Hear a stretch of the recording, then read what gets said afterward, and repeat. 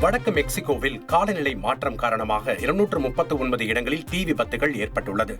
வறட்சி மற்றும் வெப்பநிலையால் தீ வேகமாக பரவியதில் பல இடங்களில் மின் கோபுரங்கள் சேதமடைந்தன. இதனால் கரும்புகை வெளியேறியது.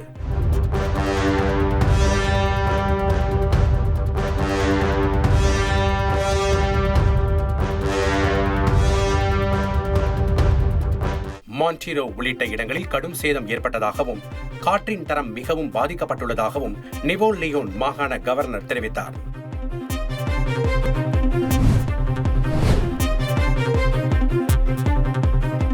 அமெரிக்காவின் அயோவா மாகாணத்தில் கடும் பனிப்பொழிவு ஏற்பட்டது. சாலையே தெரியாத அளவுக்கு பனியால் சூழ்ந்தது. இதனால் காரில் வந்தவர்கள் தங்கள் பயணத்தை தொடர முடியாமல் சிக்கி தவித்தனர். பனிப்பொழிவு மற்றும் பலத்த காற்று காரணமாக பல இடங்களிலும் இதே நிலை காணப்பட்டது. சாலையில் குவிந்து கிடக்கும் பனியை அகற்ற நடவடிக்கை மேற்கொள்ளப்பட்டது.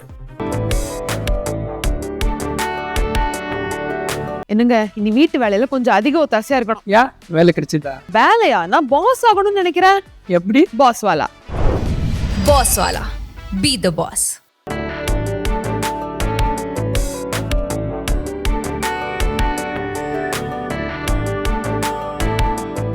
கிரீஸ் தலைநகர் ஏதென்ஸில் நாடாளுமன்றம் அருகே நடைபெற்ற பேரணியில் மோதல் வெடித்தது. கடந்த 2023ஆம் ஆண்டு ரயில் விபத்தில் 57 பேர் உயிரிழந்தனர். இது தொடர்பாக அந்நாட்டு பிரதமருக்கு எதிராக எதிர்க்கட்சிகள் சார்பில் அண்மையில் கண்டன தீர்மானம் கொண்டுவரப்பட்டது. இதைத் தொடர்ந்து நடந்த பேரணியின் போது போலீசார் போராட்டக்காரர்களிடையே மோதல் ஏற்பட்டது. அப்போது போலீசார் கண்ணீர் புகை குண்டுகளை வீசி கலைத்தனர்.